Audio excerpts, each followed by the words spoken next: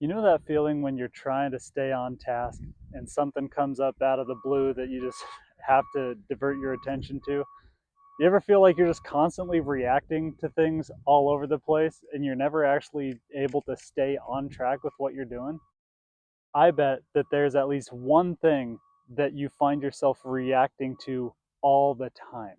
If it's the same thing that you're reacting to constantly, if it's always catching you by surprise, it means you're not planning.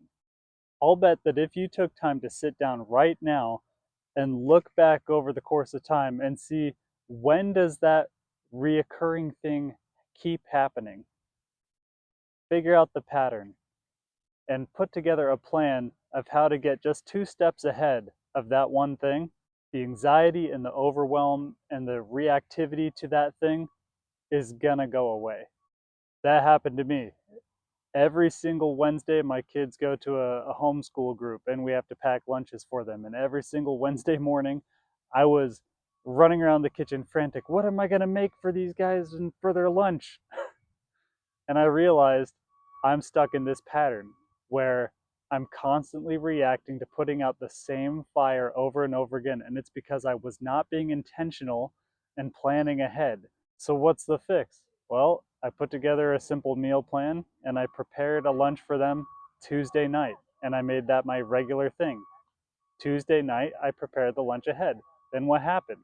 Tuesday night came around. I'm preparing the lunch. Was I anxious? Was I running around? Was I feeling crazed, stressed, all over the place?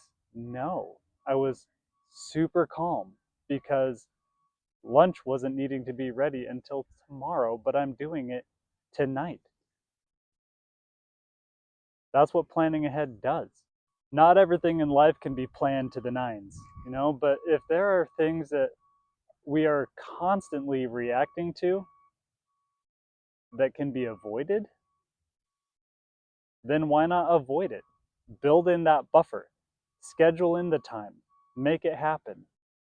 You win the game of life by continually building out layers and layers and layers of buffer in your finances, right? Building up your savings so that when something catastrophic happens and needs funds, you have them available. You're not in frantic crazed mode. It happens with our health. We exercise regularly, we build up our strength and our flexibility, right? We keep our body fat percentage in check so that our energy levels are in a prepared state so that when something happens, the emergency happens, a threat comes up, or somebody needs our help, we're able to jump in and be the man. We need buffer for our emotions. We need to have protections that allow us to absorb criticism, absorb annoying things that other people do, absorb challenges, frustrations, uncertainty without getting angry, without blowing up, without shrinking in fear. Having emotional reserves helps us stop being reactive in our communications with other people so that we don't do something stupid and and damage relationships that we really care about.